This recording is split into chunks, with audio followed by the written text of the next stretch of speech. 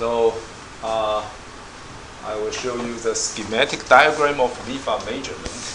Essentially, it's a frequency selective intensity autocorrelation. So experimentally, it's quite easy. This is your unknown signal pulse. You need a standard microsecond interferometer to generate a pulse pair with tunable delay tau between the replicas. But instead of using a thin crystal for second harmonic generation as used in intensity autocorrelation or frog, here we purposely choose a thick second harmonic generation crystal. Okay? A thick crystal means, according to what we just discussed, a very narrow second harmonic frequency component will be selected, while other frequency components will be rejected, right? So the blue one means without using the crystal, your nonlinear polarization of the second harmonic could be a very broad signal. But we don't need the entire second harmonic signal. We just need a sampling. Okay, say it's centered around a frequency detuning of 0. So I use a yellow arrow to indicate this is the frequency component we intend to select. And how to select? We use a thick crystal. Okay. So after the frequency selection and the output, you will see a very narrow band second harmonic signal. Okay. And this is the corresponding mathematical formula about the selected spectrum. And we need a slow point detector to measure the pulse energy of at the second harmonic band. In other words, the integration of the absolute square of your second harmonic spectrum. Okay? So this is the only difference. From a thin crystal to a thick crystal, everything else is the same as intensity autocorrelation. But you will capture a MIFA trace different from intensity autocorrelation trace because of the only difference. Okay? But we need some mathematical analysis such that the pulse information can be successfully retrieved. Okay? Idea 很简单呢，我们知道一个倍频频率成分就已经可能有所有的资讯在里面。想法很简单，但是怎么把这个资讯解析出来，那是另外一回事。好，所以我们需要一些数学分析，达到这个目的。Okay, by using very similar procedures as we used in the analysis of intensity autocorrelation, I derived a formula for the MIFA trace denoted by S1 of tau. The subscript 1 means actually implies there will be the second trace. Okay, so this is just the first trace. And this is the corresponding mathematical formula. Constant background, 2 times absolute square of some function, complex function, I call it G1 prime function, plus 4 times real part of the same complex function times cosine omega 0 tau. So fringes occur due to the third term, and the cosine of 2 omega 0 tau. More dense fringes occur due to the fourth term. You see, it's very similar to fringe resolve intensity autocorrelation trace. 4 terms. At that time, we had 1 plus 2 times maybe G2 function, right? And the F function, G function, right? Very similar, but with some differences between them. And the G1 prime function is a new function, okay? Because mathematically it's proportional to A of t times A of t minus tau, taking average.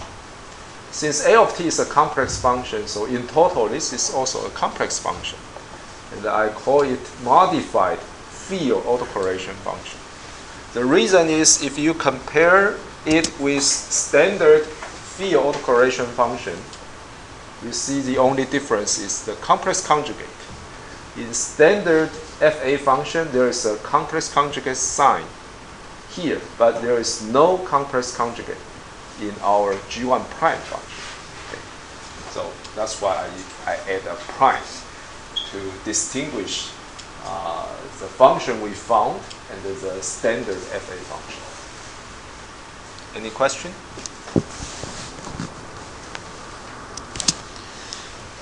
Let me show you one example. The blue curve is the temporal intensity of the test pulse. Red curve is the temporal phase. So this is a chirped pulse with double peaks. The same example we used in lesson 5. And if you follow the previous formula, you will get a MIFA trace in this shape. Okay. And the major difference is fringes continue even there is a very large delay. Okay. In fringe resolved intensity autocorrelation trace, when delay is very large, eventually fringes disappear. Only a constant background is left, right?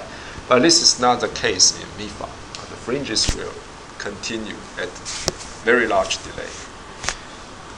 The reason is if you check the formula, you see the last term, cosine of 2 omega 0 tau, right?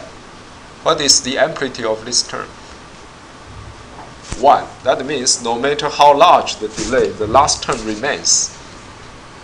But in the case of fringe resolved intensity autocorrelation, you have a g of tau function as the amplitude, right? And the g of tau will decay with tau. So if delay is very large, the last term will disappear in that case. Another case in MIFA. Okay. And the red dashed curve is the envelope function of the G1 prime, the absolute square of the G1 prime function. So we need devise some procedures to extract, okay, the red curve from the original blue trace. And this is the complex G1 prime function with the magnitude as blue curve, phase as the green curve. Okay. Can you identify the unique feature of G1 prime function by this figure? Compare with the original test pulse. Do you see the major unique feature of G1 prime? You see, it's totally symmetric, right? No matter its magnitude or phase, they are symmetric. But even though the original pulse is never symmetric, right? Okay, and the last subfigure compares 3 functions of the same test pulse. The red one is intensity autocorrelation function, the G2 function. The gray one is the magnitude of standard field autocorrelation function. And the blue one is the magnitude of modified field autocorrelation function. So you see, these 3 curves are different from with one another. 所以这是一个证明啊，我找出来这个函数不是传统的函数，因为它跟传统函数画起来都不一样。Okay. How to retrieve the G1 prime function from your data, MIFA trace? Okay, I think you might be able to figure it out easily. Just use Fourier transform analysis. The blue one is the raw data. After Fourier transform, you will have 5 spectral components. And what we need are 2 parts, the DC band and the first harmonic band. Because the DC band, we will have the magnitude information. The first harmonic part, we will have real part information. So you need them both. Compare with intensity autocorrelation. At that time, we just need the DC part, right? We don't care about the fundamental and the second harmonic parts. But here we need both. And if you combine the magnitude and the real part, probably you can recover the complex function. So this is what we did. There is only one loophole. If you only know the magnitude and the real part, you have two possible solutions, not just one, right? 是不是？你一个 complex number， 你知道它的量值，知道它的实部，你有没有办法唯一决定这个复数？不行啊，还有这两个 possibility。This is what happens here, but we can use some alternative methods to bypass the loophole, but it's durable. So forget about this minor issue for the time being. The next question is, what can we know from the complex G1 prime function? So let's try to analyze the Fourier transform of G1 prime. And this is the result. It's equal to A of omega times A of minus omega. A of omega is the spectral envelope function of your unknown signal. So that's why you will have a symmetric function, right? A of omega times A of omega is equal to an even function. I designate the even function as A sub E1. E means even, 1 means the first, due to the first MIFA trace. So forget about the magnitude. You can see the phase component of this even function. After division by a factor of 2, you will have a psi sub E1 function, which is the even phase function of the signal pulse. Okay, psi of omega is the spectral phase you want to measure, but analysis shows that although we don't know psi of omega yet, but we know its even component. What is the even component of an arbitrary function? Just performing this operation, right? The function plus the function with a minus variable, then divided by 2, you've got the even component. That's what you learned in mathematics long time before, right? 所以简单的说，我量了一次MIFA trace， 做完傅立叶分析，我会得到这个函数，所以我就有能力抓出这个函数。这个函数其实是我想找的 spectral phase 的什么偶函数成分。Okay. So with one MIFA trace, this is what we can get.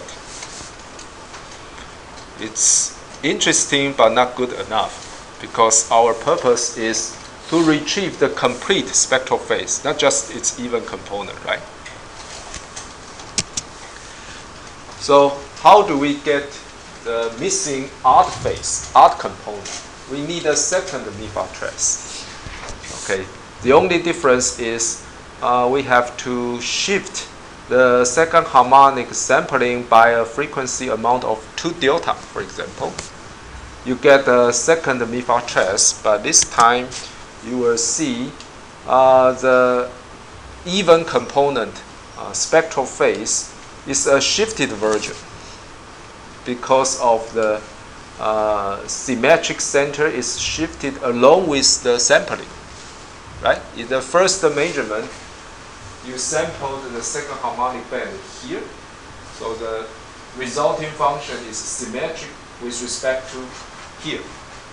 In the second measurement, sampling frequency is shifted to a new position, so the resulting even function is symmetric with respect to this new center. It's still even, but with a different symmetric center. That means the missing odd components is already there. Okay.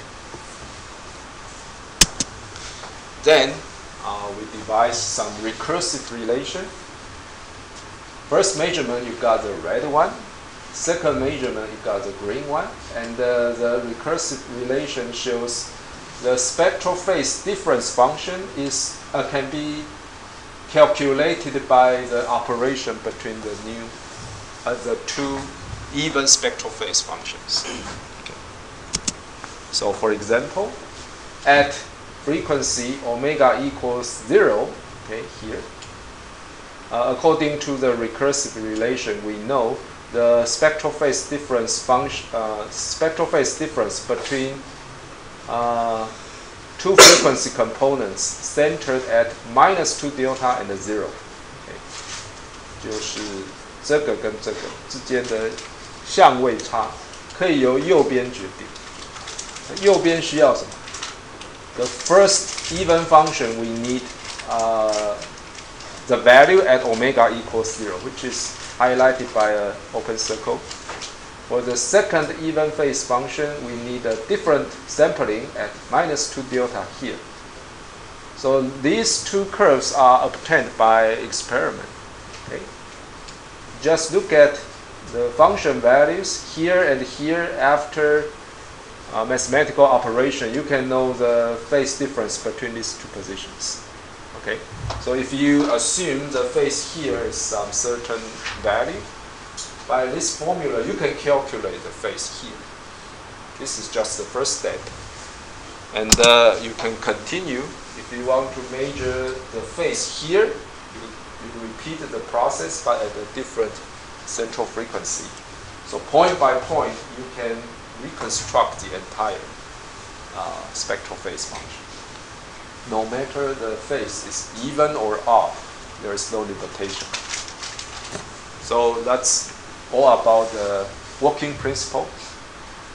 So what experimental apparatus we need? Essentially the same as intensity autocorrelator, except for using a SIG crystal. Data processing is very similar to Fourier transform analysis, very standard procedures. And we have a recursive relation for phase reconstruction. You see there is no iterative algorithm required, right? Actually, we have algebraic solution instead of iterative solution. So there are some advantages in this method. This is one early example. We try to measure 400 femtosecond pulse with MIFA method. The signal pulse. If you this is the corresponding power spectrum, centered at 1560 nanometers. Bandwidth is quite narrow, 1.25 terahertz. And we use pulse shaper in place of microsecond interferometer. We do not have time to talk about the details, but what is the purpose of microsecond interferometer? To create two pulse replicas with tunable delay power, right? But the function can be fulfilled by a pulse shaper. That's the only point. You can do that. Then we use a SIG crystal, in this case 5 centimeters long PPLM waveguide. This is a nonlinear chip. And I tune the temperature at 46 degrees and 50 degrees. You can shift the fast matching spectrum a little bit by maybe tens of gigahertz. So this is the way we achieved second harmonic sampling. Remember, we need 2 MIFA traces. So maybe at 46 degrees C, we measure the first trace. Then we increase the temperature to 50 degrees C. We measure the second MIFA trace. And the spectral sampling is shifted. Okay. Another point is the width of fast matching sampling is pretty narrow compared with the original bandwidth. It's about 50 gigahertz. So compared with 1.25 terahertz, it's a factor of 25. So that means this is very close to a delta function for the fundamental spectrum. And that is, in theory, we need, right? A delta function sampling. So the first MIFA trace, second MIFA trace, and this is the result. The gray one is power spectrum. There are 2 spectral phase curves here. The blue solid means We use MIFA method at pulse energy of 16 femtojoule per shot. The red circles means also from MIFA measurement, but reducing the pulse energy to 5.2 attojoule per pulse. It's a very low pulse energy. And 5.2 attojoule only correspond to 40 photons per shot.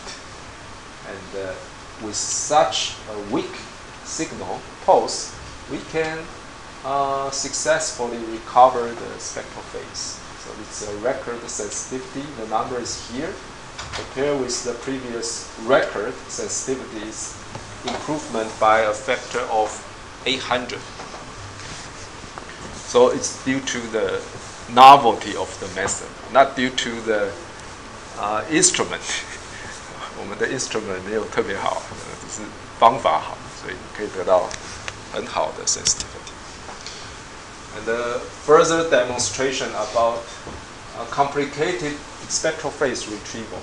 这个方法不应该只能量一些很阳春的 spectral phase， 可以量，这是一个 cubic spectral phase, right? You can measure spectral phase with 2 sharp jumps. You can even measure periodic spectral phase modulation, all with the MIFA method. Okay. So I can just briefly show you the other 2 examples. One is about measurement of 7.2 femtosecond, because in early demonstration, 400 femtosecond, people would assume it's not difficult. But you know, as the pulse duration is shorter and shorter, it could be very challenging.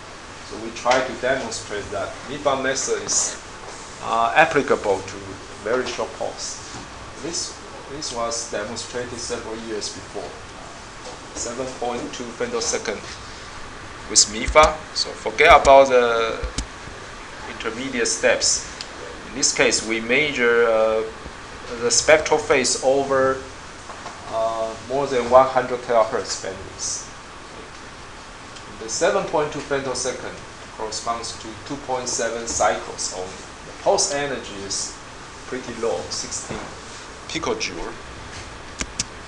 And we can also measure complicated spectral phase. So not just short, but also complicated. In the most recent demonstration, we applied the MIFA method to the mid-infrared range, because in mid-infrared, everything is very challenging. For example, you can hardly find mid-infrared detector array. So even the spectral measurement could be challenging. And we design a setup that allow us to measure the power spectrum and the spectral phase with a single apparatus. So skip the intermediate steps. This is the result. We measure 92 femtosecond pulse or 9 cycle pulse centered at 3300 nanometers. This is in mid-infrared.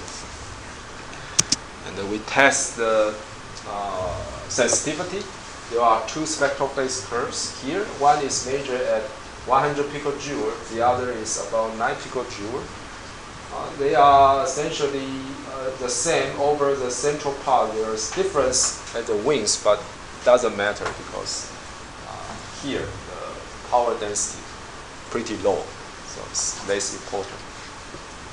But if you compare the sensitivity with the previous record, the improvement is amazing, 10 to the 5th.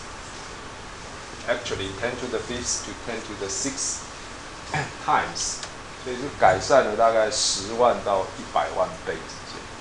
改善为什么这么多 ？Because in the mid-infrared, the measurement methods are pretty primitive. So this is a big advance compared with the previous effort. Okay, so in summary, what are the advantages and the limitations of MIFA method? Excuse me.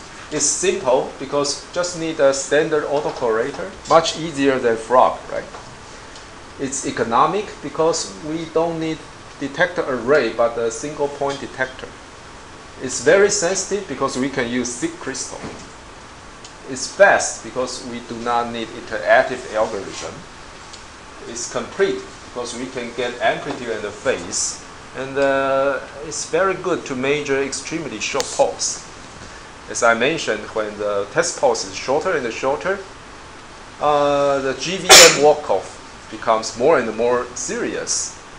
You need thinner and thinner crystal, and eventually you could no longer find the crystal for that purpose. But in MIFA, inherently we need thick crystal, so that is no longer an issue in MIFA method.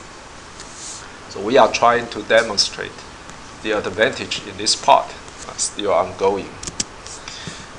Second, sampling between the first time and second time cannot be too large or too small, because if it's too large, your spectral resolution would be poor. If it's too small, it would be overlapping with a curve. Okay, we do not have sufficient time to talk about the details. And there is another limitation. It cannot tell the sign of spectral phase, just like SHG frog. You can measure the phase, but you do not know the sign. And the reason is here, because there is a factor of 2 between the spectral phase function and the phase angle of the even spectrum. So that means the phase function is determined over a phase range of pi instead of 2 pi. So there is ambiguity there. And it cannot measure the pulse train of 100% duty cycle. It's limited by, as similar in other measurement methods. Okay, so that's it. Any question about the MIFA method or anything else? Yes, please. What does it mean by pulse train of 100% duty cycle? 就是我的 pulse 已经 cover 了整个 repetition period 塞满，所以我这个方法还是要 delay 嘛，只要一 delay， 我这个方法就没办法量那种 100% duty cycle。delay 要大到把两个 pulse 完全分开嘛，就跟 IA 那些一样，MIFA也是一样，所以那种 pulse 我没办法用这个方法。